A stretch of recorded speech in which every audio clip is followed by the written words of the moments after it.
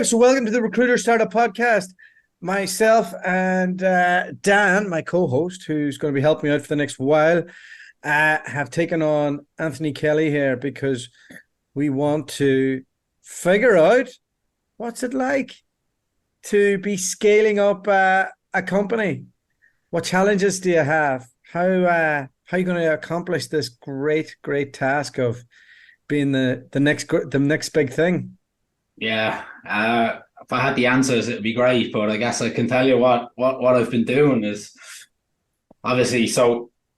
DeepRec.ai is our company. Pretty much, I would say, on brand with a very Celtic feel to it. It's all green. It's all tribal logos. Personal brand. It sits very well with me, of course. Is there any chanting that happens, like before, like the BD calls, or? Do you know what? It's actually quite embarrassing. I got given out it in the office when I done my first deal, playing a deal song on full whack, and I had the office next door come in and give out to me. I was playing the river dance. Hey, have you got a gong? I do. I have a little tiny bell on the wall with a string on it. You want to be getting a big gong. Do you know, when did it become a bad thing to have sales culture in recruitment? When did that become a bad thing? Office. What's that, Anthony? There's a gong in the Trenovo office. Is there? Big, huge one. Blow the ears off you. Explain the relationship between Trenovo and your company. Yeah, so I guess Trenovo Group started off 10 years ago now in 3 weeks' time. Set up by Dave and Ashley Lawrence. Started off as Trust and Soda. Then in about, I think it was 2006, 2007, integrated Broadgate into that as well. And then they launched BioTalent through that as well in 2008.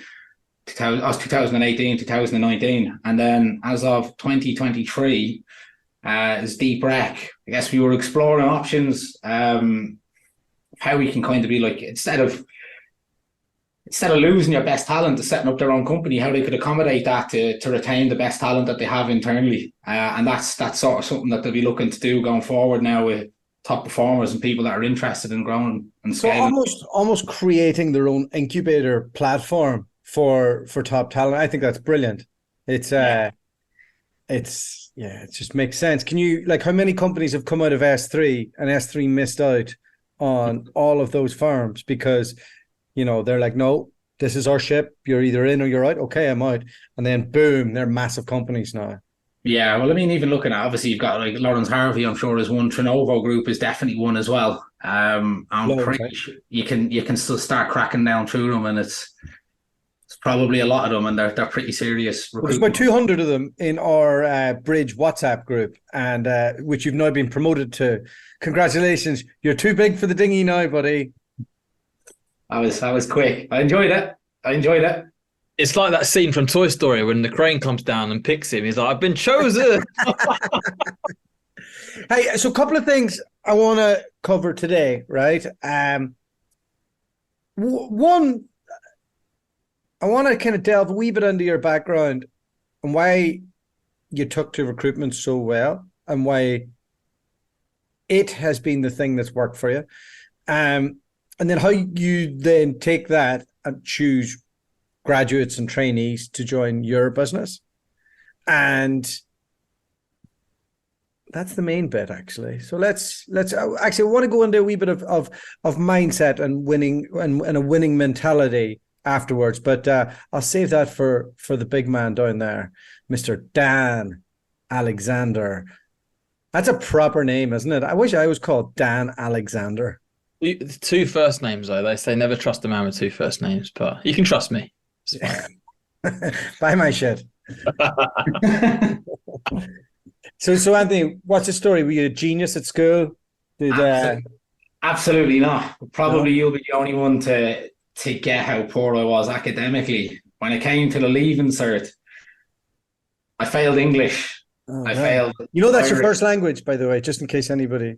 Yeah, I didn't. I don't speak Gaelic, so I don't speak Irish. I got 0 offers after college. Were you like Were you drawing pictures and they were like giving you non-edible crayons and stuff? It's I'm not quite like that. I'd say I was a bit more of a joker. I was a jester. I messed about a lot in school. Just had it as a good bit of fun. Yeah. But I always worked. Like I had my first job at 15, second job while I still had my first job at 16, and after leaving cert, I was actually working 3 jobs at once. So I didn't necessarily take to a schooling system, but I definitely wanted to work hard to make money. Didn't realize that actually kind of studying was a quick way to get there. But is it a quick way to get there? I don't think so now. Yeah. But you do. So, our wonderful industry will welcome all sorts of wrong-uns in with open arms. That is the beauty of it. For early access into it, though, you do sort of need to have some level of education. I mean, I remember I used to have like Rachel Kelly dressing me down in computer futures because I couldn't spell. Yeah, like right. simple things, you know. Can we do a spelling test now live, Dan? What do you reckon? We see where Anthony Kelly's at with his spelling. That won't go down well. No, well, I'm not much better. I think a lot of founders have acute dyslexia and are a little bit on edge and maybe take a little bit too much caffeine. But so academically, it wasn't flying for you. Probably similar to myself a little bit on that front. But you got into this. Some of it made sense. Why do you think the penny dropped? Like why this? I mean, I got into recruitment. It was a rec to rec. I turned down my first interview. I was a team leader in a call center. I was the youngest employee in the call center, managing 100 people in Ireland, 300 fully remote virtual workers in the Philippines. Okay, so you must have a logical, I can follow a process type brain then, right? Yeah, give me what A and B leads to C, and just keep doing it. See, I want to create E. I want to create F. I'm not that linear, and that's why you're going to have a big company and I'm not. So, but that's amazing, right? So that was a natural progression into recruitment. But you struck me as somebody, once you're in, you're hyper obsessed. Like, you've asked me questions for years on stuff, and I presume you do this with everybody who you can snip a little bit of information from. Yeah, my missus has worked in recruitment longer than me. She says, "How am I still engaged in recruitment?" Yeah. And she calls me a recruitment melt. You are, lad. Ever since the day she met me, she called me a recruitment melt. I listen to recruitment podcasts every day. I listen to sales podcasts every day. I'm reading recruitment. The mails you get into your emails from yourself, from Hish Mizzou, like just flat out. There you go. Wow. I wish I was that obsessed. I feel I've had periods where I can get proper obsessed, and then I'm thinking about like jiu-jitsu triangles and whatever else, and it's but to have that focus is great. Do you look for that in other people? No, like walk me through what this looks like from I want to build a company. I want graduates. I can't fucking spell, but I'm going to hire people. Like, who are these people that you're going to hire? Like, are they more wrong-uns like you, or what are they? Arguably a lot better than me. I would say I'm 100% the anomaly, not the rule. Even when I was joining as a trainee cohort in S3, there was 11 people. And when I joined, I was the only person in a 50-person office not to have a university degree. That was quite intimidating. So was that Dublin, Anthony? Yes. So for anybody listening, Dublin's the anomaly for that. And there's a lot of softies who just get into recruitment so they can go work for Facebook. It's not like the UK, right? Yeah, you do a HR degree, you go into recruitment, then you go into HR. that doesn't happen in the UK in the same way, So just for anybody's listening. So sorry, I interrupted your flow. Carry on there. I guess straight off the back of it, it's a good example because on Wednesday we hired 2 trainees. We had, I think you'll like this now, we had a very old school assessment day where, yeah. So we phone screened everyone before they came in, had them all take a personality test, invited this best people to the day, and they were all here at 9 o'clock. Yeah. And the successful ones didn't leave till after 5. So comes in, introduction to Trenovo, to DeepRec, stand up in front of the room, tell everyone why you're here and why you want to work in recruitment. Next is like a debate, hot air balloon debate, who's coming in, recessing them the whole time on, that's a way to look at the negotiation. You know, why I should stay on the balloon. Like, we're all on a balloon. The one with the most votes gets thrown off and dies. You've got to say why you deserve to be on the balloon. So we're taking into that. Everyone has to pitch.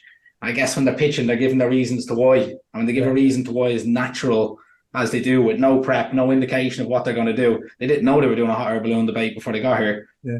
Kind of a good indicator. Done a couple of... Just on that, did they do the personality test before they came in? Yes. So did you have a read? Did you have a slight advantage read on them from that, or like did you take much from it? It's quite funny. The people who had the highest scores in the personality test, out and out the highest performers on the day. Interesting. Yeah. So it was accurate. The personality test is designed based on the Trenovo Group's top performing sales consultants. Okay. They've all done it. So it's not a general personality test. It's a personality test based on Trenovo's top performers. And then how much of a match. Or was it created for you by a company? We use Assess First, but you can customize it yourself. Yeah. So you just white labeled something else. We're going to do the same with ours. Yeah, we've completely went in. To everybody. We've ripped through our the old ones. The old one was giving you like a performance result based on anyone in the company, no matter how much of a performer they were, even if they were an old employee. It just wasn't sort of built for purpose. Done a couple of one-to-ones, and then in the afternoon they had an hour and a half of just cold calling candidate regen. Wow, in the assessment. Yes, all in front of each other. Wow. Love that. That is about as much as it was close to what my interview was like with S3 class 9+ years ago as you could probably get modern day. And Anthony, we've talked a lot, right? On the advisory stuff we did, and I remember you were looking at remote for a while, and I was like, oh, I don't think you could do what you want to do remote. Are you glad now that you're in the office and you're going to be able to build this machine? Yeah, I think lots of conversation with yourself and Ash, and looking at little pockets of talent in random towns. Yeah. That's where we're going to be. We're not in London competing for the cream of the crop in London. We're in Bishop Stortford competing for the cream of the crop talent in our area. And I think, we're going to be well able to make a lot more noise to be recognised in Bishop Stortford. Yeah, right. In London, That's good. The 5 days in the week being in the office, I can guarantee that. And I think, for future trainees learning and development, and that learning by osmosis, by top performers being in the office is just a non-negotiable for us. So the support should be there.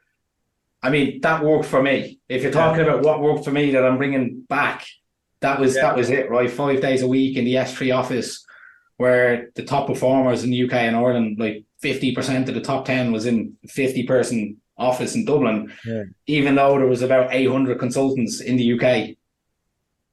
Yeah. What do you make of that, Dan? I think it rings true. I think that there's no substitute for it. It's so, like you talked about sales culture, right? That's probably, from just to answer your question with the question, what's been the hardest part for you to create in the remote business from your side is probably the culture, right? I guess. Me? Yeah. Yeah, but we're more of a marketing business than a recruitment business. So, and I think to control and get output out of people remotely is really hard unless they're very experienced, lifestyle orientated, we have a profile that works, but it's not scalable, I don't believe. And that's probably why we've built RecWired and why we've done all the other stuff. And I think I've come to learn that I was a machine in my first 3 years, but I was in the office all day, every day, next to top performers, next to an unbelievable billing manager in a world-class company, in a city, all of these things. And I could probably pull my salary out working remotely without building a company and that, but could I replicate myself 10 times or 20 times or build something out? I don't think so. And that osmosis piece, I think, is key. That said, there are online learning solutions, but I think, ideally it's a blended approach. Yeah. That leads us into our first advert, Dan. What's our online learning solution? So we'll talk about Required Plus, which is the new online recruitment platform for founders at all levels. So essentially, we're going to be taking away the biggest headache for founders, which is training your staff. And we had a conversation earlier, Doherty, which is ultimately the biggest headache for founders is actually probably training. A lot of founders actually probably don't really want to train their staff. Yeah. So, there are too many other things to do, too many other headaches. And well, maybe not even want to, maybe they do want to, but they haven't got the time. Running a business is crazy, right? As I'm probably sure that Anthony, you've probably found out pretty recently. So training's hard, man, especially when people aren't doing it right. And they're going, can you show me this again? And what was this? And what was that? And there needs to be that. And even if you have an L&D, it's good if you can have a resource base to get something. And then that person can be doing on-desk stuff. The manager can be doing on-desk stuff. They can do extra learning and all of that. And really, it doesn't have to be just those times in the office. So it's something that I know that I lose patience with. I know that all the founders I know lose patience with. Anthony, I know at this stage, no problem. All right. You run this gauntlet 100 times. I swear to God, you're not going to want to get to do the training as much. Yeah, no, I'm hoping that I'm even looking at something like I'd love it, and we could chat about that as well as what I was dropping in, a pre-boarding of an L&D, right? So it just so happens. It just so happens that's what we're developing as well. How did I do that? Yeah. So we're gonna take the first introduction section of it, and we're gonna assessment score it. So it's not going to like make them a finished product, but at least they'll have the commitment to go through it, show that they're interested. They go into the interview prepped and make that happen. So that is a conversation for another time. But Anthony, we would like you to be our guinea pig for the L&D platform. How do you feel about that? Absolutely. We can load them up for the next assessment day and get them. Oh baby, let's go. Let's go. I think it's also just hearing you talk, Anthony, as well, like about the culture and the way that you were selected for your first recruitment job. And I don't think it's enough personally, right, to have just a trainer or just training. I think what training they get and who the trainer is, I think personally that makes a massive, huge difference, right? It's like getting the information is one thing, but who did you get the information from? Like if you've had a pedigree from like someone like yourself, right, versus, okay, well, you've learned recruitment, but who have you learned from? I think that kind of pedigree makes a real difference personally. What do you think on that? Yeah, well, I mean, again, take it back to when I joined S3. Dualta said I've been annoying him for years. I'm saying probably we're talking 5 to 6 years that I've been in his WhatsApp inbox consistently, probably at least calling me when I'm on holidays and stuff. Like what a weirdo. Should have never answered the first call. And is that what you said to your wife? Is it? Yeah. So it was when I was in the S3 office. It was quite a friendly office. It didn't have like the sort of differentiations or the walls between different brands. So you were able to walk over to who was the best person, cold calling, speccing in, objection handling, and they tell you, when you join, this is what I'm good at, come to me if you need a hand. They were sick of me asking them that. They tell me, I'll put my hand up when I'm ready for you. Go back to your desk. Because I was flat out going around to people all the time. And you know what? They say you're the sum of the 5 people you're around the most. And those things are true. I have a couple of close friends who've been in business as long as me, and we have a WhatsApp group, and it's always comparing, contrasting this, that. We're slightly different journeys and stuff, and it's the same when you start. When I started, like I used to we're all away from home. We're in Australia. We're in a room doing our cold calling, all of that. And then we're talking about recruitment in the evening. I'm dreaming about it at night. And this was for 3 years straight. And that intensity is just so hard to replicate. But it sounds like that's the journey that you're going to go on, Anthony. Yeah, I'd say I ultimately never stopped thinking about it. I did nearly leave it. I did work with Indeed for 4 or 5 months when I came back from Australia. But Indeed were throwing any ex-recruiter a job in Dublin. And I left after 4 months to go back to recruitment. Lovely, lovely. Dan, any questions for Anthony here? Yeah, so when you're looking for recruiters, right? What are the main things that you're looking for in an interview? Like beyond the assessment, like what are the attributes for you? I'm going to go with hopefully non-stereotypical ones, right? I say authenticity would be like number one for me. And it comes back to even when I was forced in recruitment. I'm not that degree qualified person. I used to always be like, hi, it's Anthony Kelly here. And I was always doing okay. But when I just started picking up the phone to clients, hey, all right, it's Anto. Unbelievably, it put me in from being a midweight recruiter to starting to compete in the top 5 across the UK and Ireland and S3 with like 18 months experience. I don't know if it was a level of comfortable, like maybe comfortable or something, but it just worked. He probably won't like me telling this story, but he's got a successful recruitment company now. He's making loads of money. He's doing great. But who you've met before, Dan? I think you've spoke to, have you, Anthony? Yeah, a few times. So whenever he started at Robert Walters, he was straight off to a professional football pitch, right? He never had a proper job before, and he'd sit down, and this is a room full of killers, and we could hear him going, "Hello, my name is," and as he would do, we'd be throwing stuff at him, and it just a horrendous group of men, like toxic masculinity at its absolute most beautiful, and the room was just hilarious. So he still talks about that, but to have that fluency of being yourself. And eventually now he's obviously himself and he can communicate it better. But that was the standout. Were you a bit like that day one, were you? Yeah, we got told the phone doesn't answer more than 3 times or it has to ring. Everyone was on lunch, phone answered 3 times. I answered the phone and said, "What's the story?" It's like one of my first days. Absolutely grilled.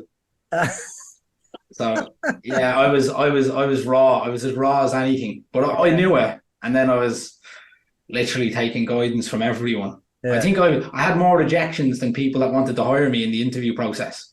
I imagine it was just pure down to rawness. Yeah, it's kind of one of those things. You're going to be more difficult to get up and running, but when you are, you're going to keep running. Yeah, it's tough like that. Industry average is 1 in 3 people make it. So out of every grad you hire, 1 in 3. You're going to buck the trend? I mean, I'm gonna say that. If that's is that what it was 10 years ago? Listen, hire 3 and then come back to me. I will. Well, one will knock it out of the park.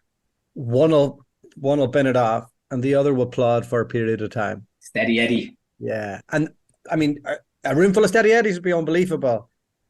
You take it, but maybe the bright one might shine too bright. Yeah. The other ones I have on the wall, I've got work ethic because look, it's our industry. It's a sales job. There's no doubt about it. It's even more of a difficult sales job than sales. And sometimes I think because we're selling sometimes something that doesn't exist. Oh, I can get you 10 candidates, 5 candidates. I don't know any right now, but I can. And you've got to get them to buy into you. So it's pure people buy in. And what I mean by work ethic as well is really annoys me more modern day over the last 2-3 years. Someone pulls an exclusive job, 5 to 6 on a Thursday. They're out the gates at 6. Wow. And I look at it back again, even when I joined, of course, I'm going to link everything back to when I joined. New job, you didn't leave till you had 3 CVs to it that day.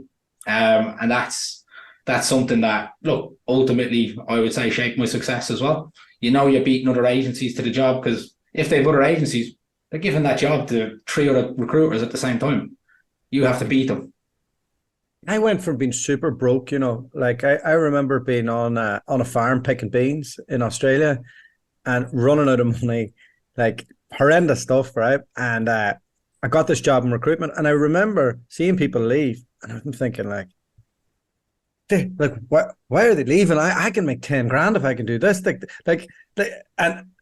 And people just left. It's you have to be hungry for it, hey? Yeah. Does that affect who you hire? Do you hear a wee posh voice come in, and they've daddy's Ferrari and all of that, and then you're like, I don't know if you're going to be able to do this, or can you get rid of those biases? I would like to say I've been on multiple unconscious bias trainings throughout Trenovo Group. Here he goes. I would still say I find it very difficult to not be biased, right? Of course. If that's why you're a good recruiter, because you are biased. If an Irish lad walked into this office, said he was looking for a job, and he'd come out of prison, I'd be like, doesn't matter. I'll give you a shot. But on the other end of the scale of somebody who was like, training to be a lawyer and like did it for 5 minutes, didn't like it, you bring them in, you can see that they're from loads of money. Would you be able to control your bias in that end? I'd like no chance. No chance. He's what do you make of it, Dan? I think there's got to be a need, right? A need to earn. I think there's got to be that drive there. And when they've got a big safety net, like sometimes people don't try as hard. Like that is just because they don't need to, right? But someone that needs to earn, it's like this is it. This is my shot. Doherty in Australia picking beans, like the guy had to do it, right? That version of you was what you're looking for. Was hungry, Yeah. I wish I could get rid of this guy and go find that guy again and just be like. I do, and then I'll hit you with the third sort of value that I have plastered all over the walls here. Would be accountability. I mean, it's very simple things. Making your pledges first thing in the week. I'm going to get 5 CVs. You better get 5 CVs. I'm going to do an outbound BD session now for 2 hours, or I'm not stopping until I get 5 new business sales calls. That's the level of accountability. I'm going to reject me candidates. I'm going to do my interview preps, and you're going to do what you actually say you do. It's terrible reference here, but I think it's from one of the McGregor documentaries. He says it's important that you win the little battles, because if you keep losing the little battles, you're not going to be up for the fight. Yeah. Just something we touched on earlier, right, was sales culture. I don't think people know what a good sales culture is these days. Sounds like Anthony does. Oh, yeah, 100%. I can see that. Yeah. But I think we're going to become... You know how shit the sales culture is in my company compared to his? I'm hearing this and I'm like, oh, for God's sake, how did we slip this bad? When did I get this soft? We're off to Berlin on Monday. I'm hosting 2 in-person events, and we've got 12 face-to-face meetings. I would say there's probably not recruiters in London who meet 12 face-to-face London clients a quarter. Yeah, that's crazy. Sales culture, Dan, sorry. Keep going there. Well, the world's gone soft, don't you think? Who's gone soft? You've gone soft. I haven't gone soft, lad. The world's gone soft. In what way? Expand. You're the one who's at client site. You're seeing a breadth of different people. What Anthony's just said on this podcast is like alien to probably 90% of recruitment companies today. And there's a reason why there's a top 10%. It's because there's a bottom 90%, right? And the bell curve is fucked right now. There are not that many great recruiters. I think the world's gone completely soft. The moment people started getting outraged by table tennis tables and free fruit, when was that a bad thing? When was it ever a bad thing? It's a great thing. I love fruit. I love table. Well, maybe not, but I love table tennis. And that's the thing, right?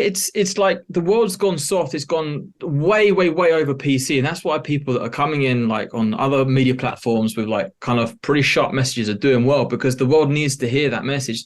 The world needs the blend of recruitment that Anthony's bringing. Right, that's true. And if there are any grads listening to this podcast to get a chance to join this company, like, do it, because I've met the guy for the duration of this podcast, and I can already tell this guy will make you a sensational recruiter. I think something that you see a lot on LinkedIn, people slating hustle culture as well. It's not something to be slated. Like, to be top of anything, football player, fighter, business person, trader, it revolves hustle. And I think hustle culture now gets a very bad rep.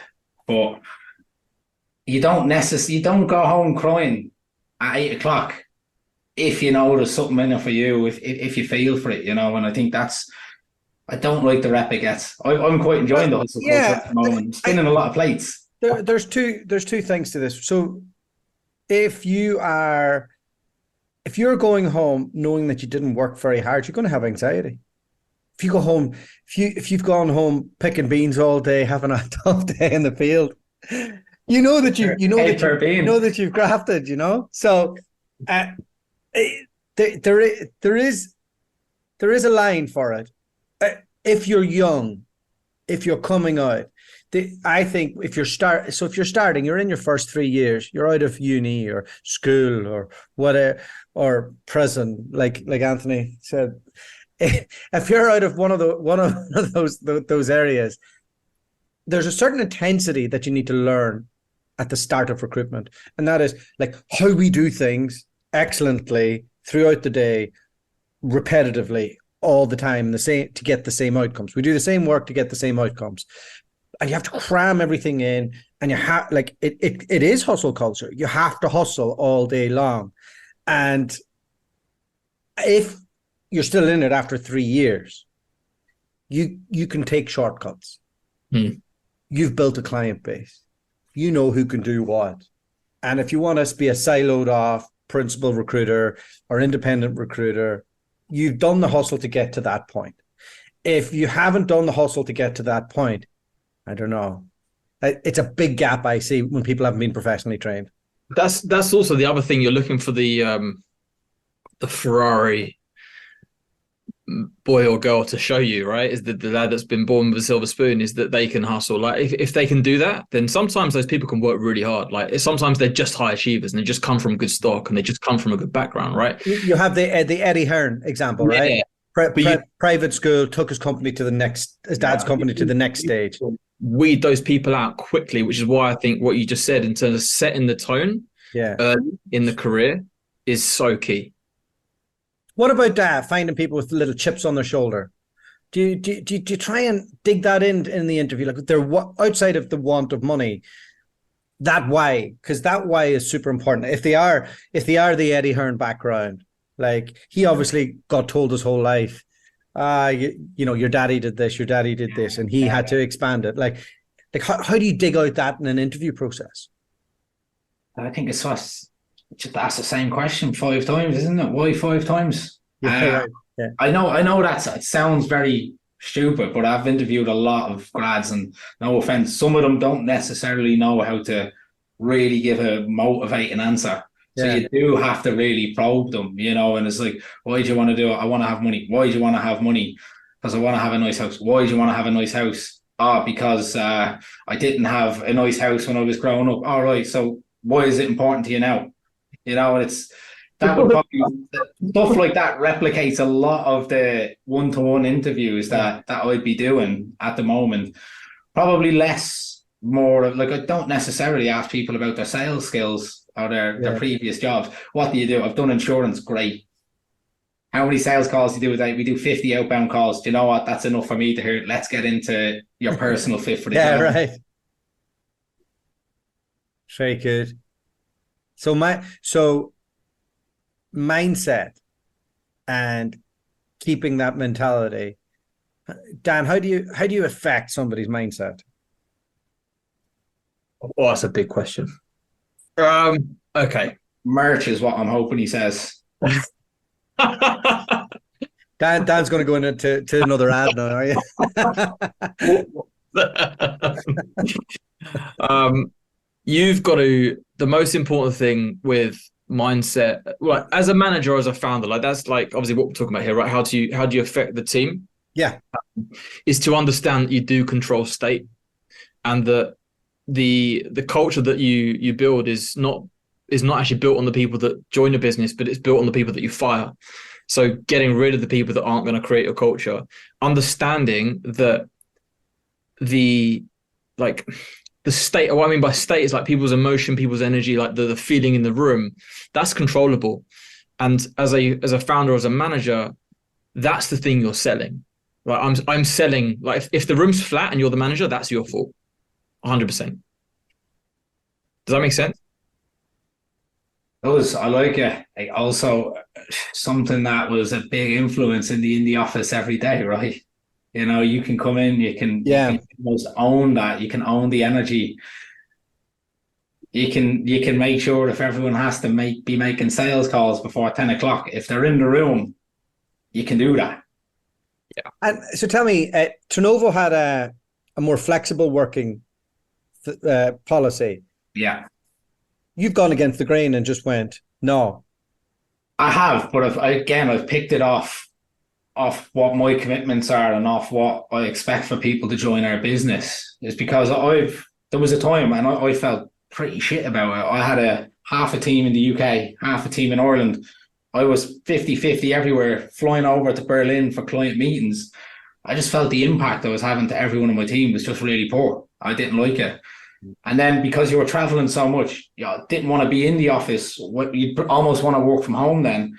And then even when you're in London, to go into the London office, it's a bit of a stretch. You know, you're talking 90 minutes one way on average for most people that live in a suburb. So you'd never go in 5 days. But you just where it comes back to accountability, I'm going to demand, like, start lead from the front. I'm going to be accountable for you. I'm going to be here every day. And then their accountability is I expect them to be here every day. I think people got cushy in COVID. Yeah. And that cushiness mixed with a freak boom market for 18 months made the current job unrealistic. So now when we're in a tighter marketplace and we're not all needing to be at home, it's affected those people who got a start. So are you very careful on the experienced hires that you're going for at the moment? I'd say, like, there's elements of the things that I'm careful of is the want to be in the office, the location to the office, because we're close to the Stansted Airport, 15 minutes here. We've got a great train station. You can say we're in a perfect location for people to be. Still takes me 90 minutes to get to London. So we're trying to hit like this really weird belt of recruiters in a certain area before we even start to think how they're going to fit in characteristically and how their sales skills are going to go fit in. We also do AI. I am not going to find an AI recruiter in this location. So in terms of, like, I would say I'm flexible, and that we look for people who have been in the last 2 years been in sales roles and not delivery roles. That is how we're looking to assess like experienced hires, because you can get a lot of that now where people are principals, senior principals, but never signed the terms and conditions. Yeah, right. Yeah, You have to dig into that stuff, right? nuts. You have to dig into that And big they'll time. hit you at the top end of the salary request as well. Yeah. I always find when you're interviewing people who are like that, and you ask them, what are your billings? 200. What's your average fee? 20K. Okay. All right. How many deals a month are you doing? And I can hear them trying to divide it. And they know where I'm going next. Like, I mean, so what's your average percentage rate, right? And then I'm hearing them go, and then I can feel that they're breaking a little bit. And then I can feel them go, and then I ask them the simple question. So who negotiated those terms at 13% or at 11%. Well, they were house turn. Okay, boom, you're an account manager. There you go. Yeah, you get a lot of that. You get a lot of that, right? Hard to uncover. Got quite lucky. The first lad we got in as a senior was a contract recruiter. They don't get any of those luxuries most of the time, right? So I would say I've never done contract myself. Anyone who I've heard experienced, I'd say 80% of them have been contract recruiters. That's even at S3 and at all this and all through the past. But they can bleed one account. Like, that's the difference. So they're not doing as much spot business. So if they get a good relationship, they start feeding in. So they get like 5 and 10 and 1. And then the accounts, if you look at the actual data, their accounts do spread, whereas a good perm biller, it's tough. It's tough.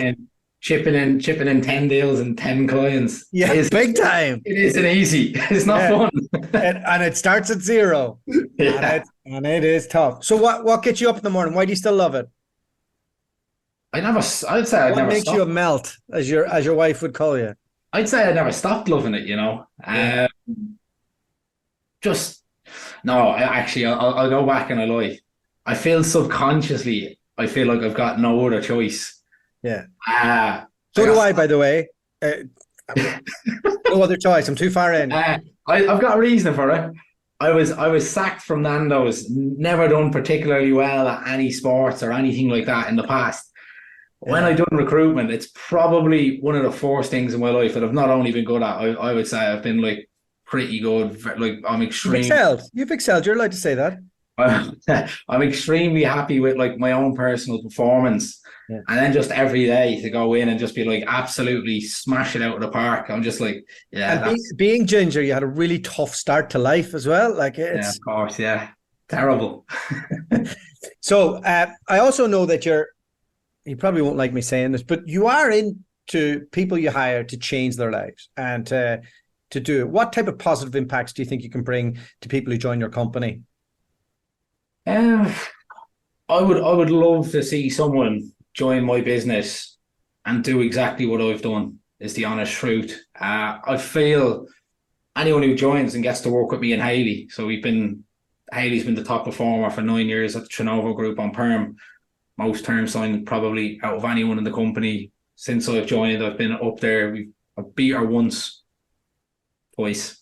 No, you're not counting. Yeah, I'm not counting. We are counting. So I mean, but in terms of that, like we've been full 360 recruiters. I want to create basically people that can just do what me and Hayley have done, right? We've all been able to buy our own house, have an extremely handy lifestyle financially. Just things that probably like nothing superficial, but just where else can you leave school and say I'm going to earn 100k, 150k? That's sort of where I want to be, that place of employment. What do you reckon, Dan? What you said earlier, you said it's the fourth thing you've tried that you've been good at. Like there's this thing. It's the first thing. That's the first thing. That's the accent. He was rubbish at everything else. Okay. It's right. I'm with you. Right. So, but they say like you don't pick your sport chooses you. Now there's like this thing called the swimmer's body illusion, right? Where people are like, I want a good body because I'm gonna be a swimmer. But they see the people on TV like the Phelpses or whatever, and they go, oh yeah, look at his physique. But he hasn't got that physique because he's a swimmer. He's a swimmer because he's got that physique. And I think that is so true in recruitment, that the types of people that it attracts like tend to do well because they're good for the sport, right? I think you're built for recruitment, man. I think it's been an awesome journey that you're on so far. I can't wait to see what you do with the company, bro. Honestly, that's awesome. Appreciate that, Dan. Yeah, I think he's a sure thing. I thought there's definitely money in his future. I just hope he can shake the tree a little bit as he goes up. But hey, he just wants some merch. That's all you want. I've got a good connect for merch. Everyone gets merch. Placements get merch. Clients get merch. I love it. All right, guys, that's us today. Thank you so much, Anthony. Will you come on again? Absolutely, lads. My pleasure. Great stuff. Thank you so much.